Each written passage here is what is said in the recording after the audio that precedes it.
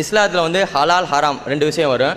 எப்படின்னா இப்போ ஹலால்னு சொன்னாலும் அதில் நம்ம கடைபிடிக்கும் போது அதில் ஏகப்பட்ட நன்மைகள் இருக்கும். ஹராம்னு சொல்லும்போது அதை விலக்கி வாழும்போது அதில் ஏகப்பட்ட நன்மைகள் வரும்.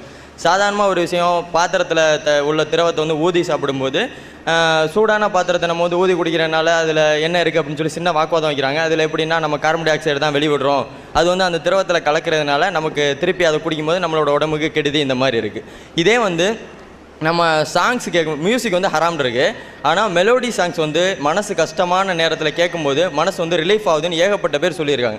இதை பற்றி சயின்டிஃபிக்காக ப்ரூஃப் இது ஒன்று என்ன கேட்குறாருன்னா, மார்க்கத்தில் வந்து ஹலால்னு ஒன்று இருக்குது, ஹராம்னு ஒன்று இருக்குது.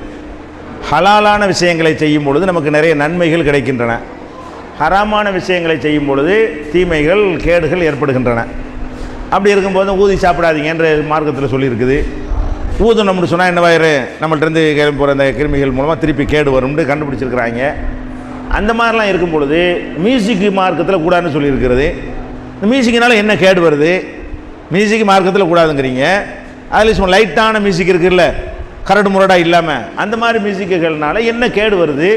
அதை நம்ம ஏன் கூடாதுன்னு சொல்கிறீங்க? அதில் கூடும் தானா அப்படின்னு கேட்குறாரு. முதல் விஷயத்தை நீங்கள் விளங்கிக்கிறேன்னு, இஸ்லாத்தில் ஹலால் ஹராம் என்று ஆக்கப்பட்டிருக்குல்ல, அதெல்லாம் வந்து உலகத்திலேயே அந்த நன்மையை நம்ம கண்டுபிடிக்க முடியும்னு அர்த்தம் கிடையாதுங்க. இப்போ ஆம்பளை வந்து பட்டு ஆடையை உடுத்தக்கூடாதுன்னு இருக்குது. உடுத்துனா என்ன குஷ்ணனை வந்துடுமா? என்ன கேடு வரும்னா, ஆம்பளைக்கு பட்டு ஆடை ஹராமு, தங்கத்துக்கு உள்ள கேடை கண்டுபிடிச்சி சொல்கிறான். சரி, ஓகே. பட்டு ஆடையை நீங்கள் பட்டு சட்டை போட்டால் உங்களுக்கு என்ன ஏற்படும்? ஏதாவது கண்டுபிடிச்சிருக்கானா? ஒன்றும் கண்டுபிடிக்கலை. அப்போ பட்டு சட்டைகளில் நமக்கு கேடு வரவில்லையே, அணியலாம் தானேன்னு சொல்லக்கூடாது. ரசூலுல்லாஹ் அணிய வேணாம், அணிய வேணாம். சிலதுக்கு காரணம் தெரியும், சிலதுக்கு தெரியாது. சில விஷயத்துக்கு காரணம் நமக்கு தெரியும், சில விஷயத்துக்கு என்ன செய்யாது காரணம் தெரியாது. மதுபானத்துக்கு தீமை காரணம் தெரியும். அது மாதிரி அனைத்துக்கும் உங்களுக்கு தெரியுமா? ஹராமாக்கப்பட்ட அனைத்துக்கும் உங்களுக்கு தெரியுமா? அனைத்துக்கும் தெரியாது. எத்தனை விஷயங்கள் நம்ம சாப்பிடக்கூடாத விஷயங்கள் இருக்கிறது, அதுக்கு அனைத்துக்கும் உங்களுக்கு வந்து அதில் உள்ள தீமைகள் இருக்குது. இப்போ தானாக செத்து போச்சு, அதை ஏன் திங்கக்கூடாதுங்கிற காரணம் வந்து கரெக்டாக சொல்ல முடியுமா நம்மளால்? இப்போ சொல்ல முடியும். இந்த நவீன காலத்தில் ஒரு 200 வருஷத்துக்கு முன்னாடி வந்து என்ன காரணம் சொல்லியிருப்பான்? ஒன்றும் சொல்ல முடியாது. அதனால் வந்து காரண கேடு இருக்குங்கிறது வந்து அல்லாஹ் செஞ்சால் நன்மை இருக்குங்கிற வகையில் நம்பணும். ஆனால் நமக்கு தெரியணும்னு நினைக்கக்கூடாது.